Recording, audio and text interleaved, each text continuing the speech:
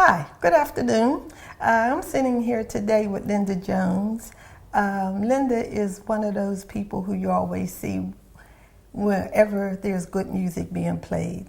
And I want to thank her for coming today for doing this interview. And I was so happy that she decided to do it because she's such a big supporter of Kente Arts Alliance. So thanks again for coming. You're very welcome.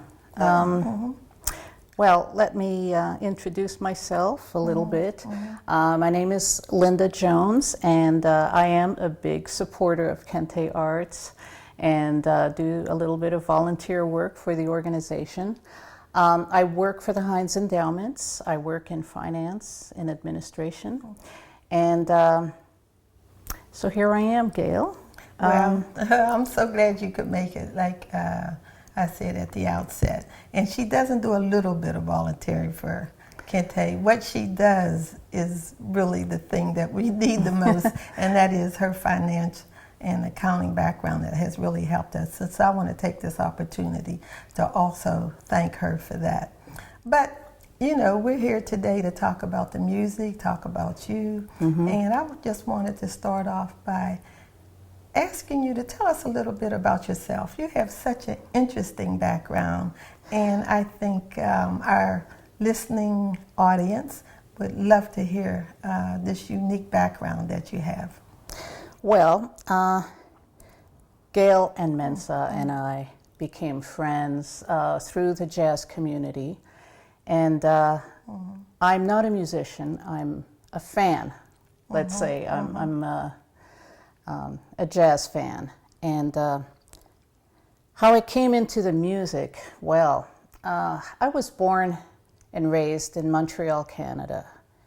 And I guess I would say radio had a big part in introducing me to jazz as a youngster. We had talked about how I first came to listen to jazz, and I guess it was growing up in the 60s, I would hear it on the radio. And maybe the first time I really heard jazz was hearing Wes Montgomery. If you remember those mid-60s songs like Going Out of My Head and what's another one?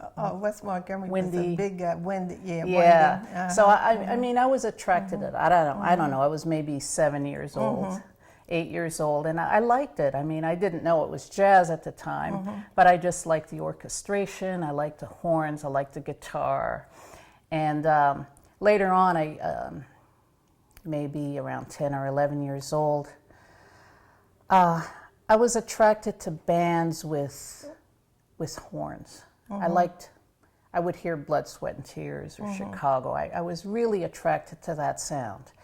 And then came Tower of Power. And, you know, any That's a California band? Yes, it is, based in Oakland, California. Okay. And I mean, they have a really great, legendary horn section. And I was just knocked over by that. And I did like jazz. I listened to jazz and I liked it, but I didn't really get totally into it until one day, and this was in the early 80s. And I was channel surfing one day and stopped, and I saw this young man wearing a really nice suit, playing trumpet, and he was playing classical trumpet, and I just stopped surfing and I watched that for a minute. And then the next piece was jazz. He started playing jazz, and I was like, oh, wow. Just that horn thing again with you. Again, yes. And I was just blown away by that sound. And I'm scrambling, you know, trying to find a piece of paper and a pen and saying, what was that name? Marsalis? Winston?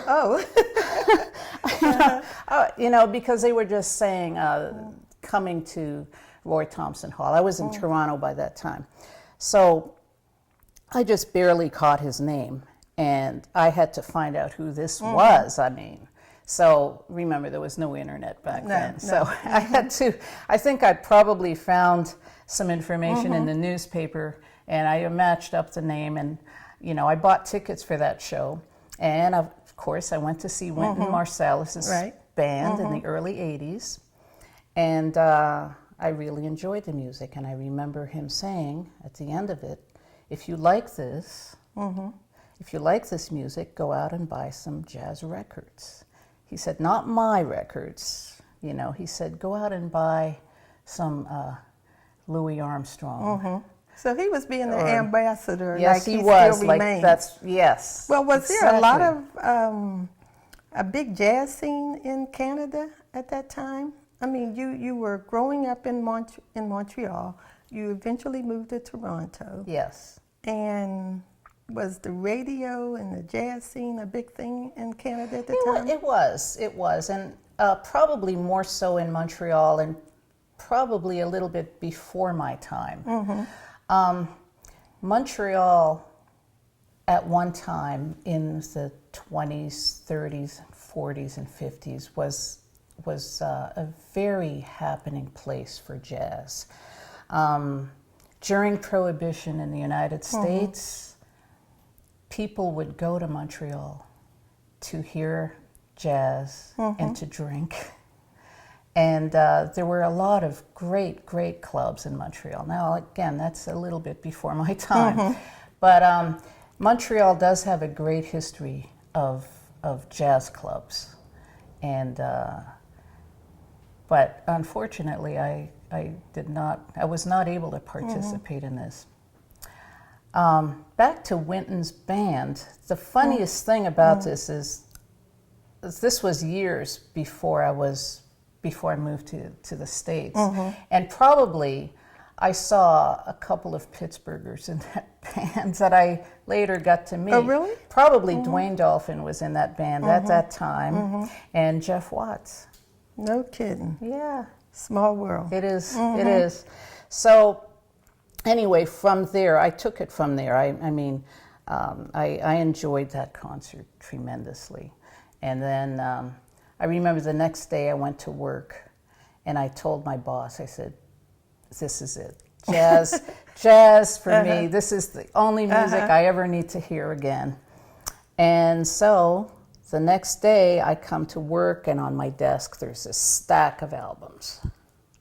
And, you know. Like, where did those come from? It's from the boss. No kidding. And she said, well, you like jazz. I've had these albums, you know, and you can just take them home and listen to them. So I did. And there was, you know, I started listening to Art Blakey, to Another Miles. Pittsburgh connection. Yes, Yes. yes, yes. And there was some terrific stuff in that pile of albums.